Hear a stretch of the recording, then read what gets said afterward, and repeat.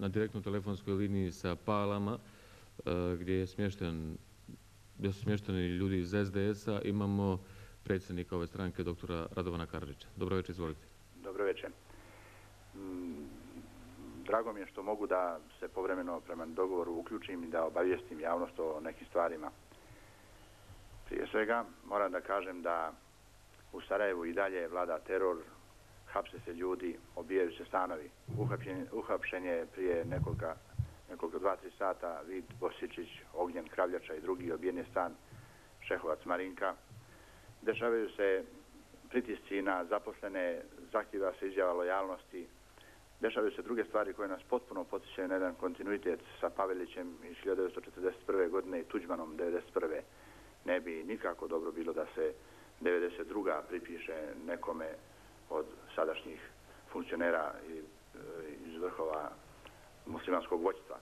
Činjenica je da je prekršen dogovor o primirju i da su ga prekršile zelene beretke koje ne namjeravaju da se primire i povuku, koje vršljaju širom grada gdje god ne kontroliše stanje Srpsko ministarstvo unutrašnjih poslova. Mi smo ovdje zatrpani zbjegovima i žalbama građana.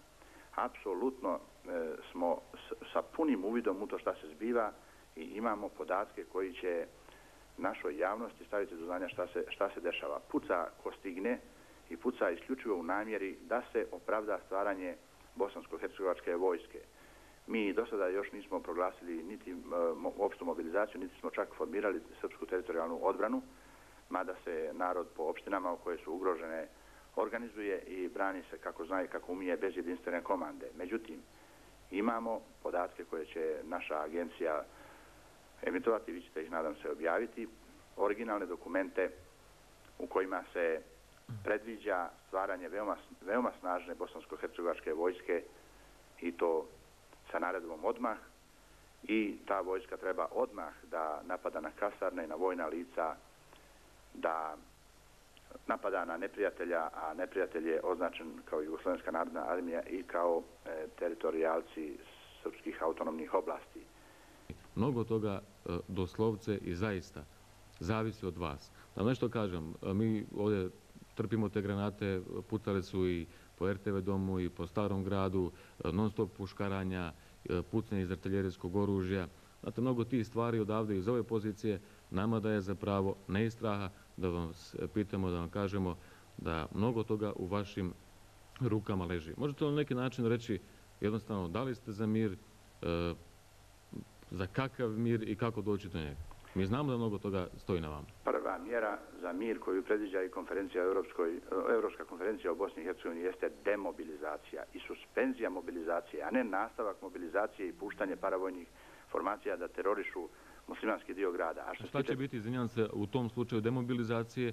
Šta biva sa ljudima koji su naoružani, koji imaju nekoliko naziva, srpski teritorijalci, pa zatim dobrovoljci iz Crne Gore, dobrovoljci iz Srbije, razne paravojne formacije iz Srbije, Crne Gore, iz Bosne i Hercegovine? A paralelno išlo? Iz Hrvatske nema niko u Bosni i Hercegovini, jel da? Da, iz Hrvatske, naravno, izvinjam. Da, sad ću da vam kažem... Govorili smo o ovom odnosu ovaj koji se dešava tu. Samo da vam na primjeru ovoga što nas dvojica razgovaramo kažem koliko je BH televizija, odnosno Sarajevska televizija nekorektna. Prvo ste vi rekli da sam ja odavno otišao na Pale. Ja sam jutros u 4 došao na Pale. Ja sam svaki dan u Sarajevu. I mi smo, kompletno rukovodstvo je svaki dan po Sarajevu.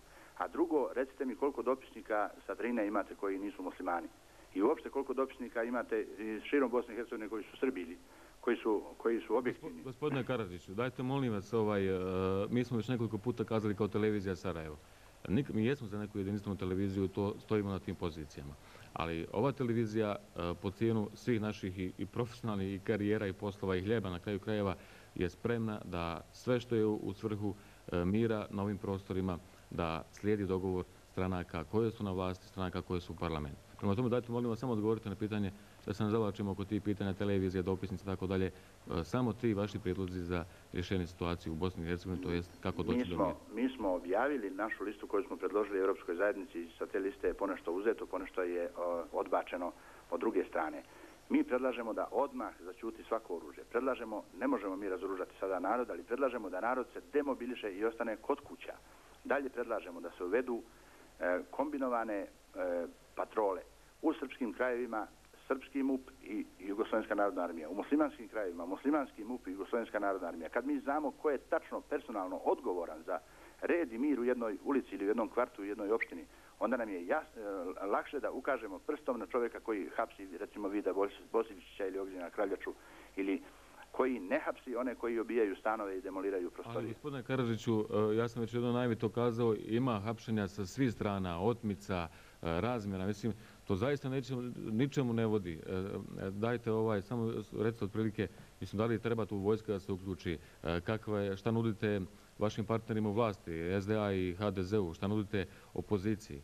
Ja vam kažem nešto, očigledno da u ovoj situaciji, što se tiče srpske teritorijalne odbrane, dobrovoljaca i tako dalje, da su te formacije znatno naoružanije, spremne za ovaj rat, očigledno u odnosu na snage koje su u funkciji odbrane Bosne i Hercegovine, u funkciji odbrane tih gradova i tako dalje. Očigledno da na svim prostorima stanovništvo pred tim formacijama bježi i tako dalje. Dakle, u ovoj situaciji pod vašom kontrolom je većina tih naoružanih formacija. Ja mislim da bi u ovoj situaciji, u tom nekom demobilisanju, zaustavljanju krvoprolića trebao neko, ne kažem da ste prvi, ali da negdje u tom momentu vi neki potez povučete prvi. Mi smo, prvo, vaša tvrdnja nije tačna. U Sarajevu, u srpskim dijelovima Sarajeva, nema niko izvan tih dijelova Sarajeva. Neđariće brane Srbi iz Neđarića, Lukavicu Srbi iz Lukavice, Ilidžu Srbi iz Ilidže. A drugo, mi još nemamo jedinstvenu komandu, ja nemam kontrolu nad svima, mada oni slušaju naše apele ako je u gradu Sarajevu sve u redu. Međutim, činjenica je da su zelene beretke prekršile primirje, da su htjeli da poprave svoj položaj prije primirja i da su napale Neđariće i pokušale da blokiraju Neđariće, prodru u Ilidžu i da i sada stoje u jednom dijelu Dobrinje. Ja vas molim, mi smo spremni sve simultano, sve u istom trenutku, sve akcije koje je druga strana spremna da poduzmemo, da se uspostavi red i mir, ali mir mora da bude i u Sarajevu. Možete li vi sada putem televizije Sarajevo, putem ovog dnevnika, da sada pozovete, ja mislim da ste ljudi spremni, da pozovemo i ljude iz Evrope i Kutiljera, da se što prije, sutra ujutru, večeras, kada god treba, sastanete ovdje u Sarajevu ili bilo gdje se dogovori. Mislim da je to prvi korak, jer ne možemo putem medija govoriti, ja sam zatrpan tim saopštenjima, to je ludnica.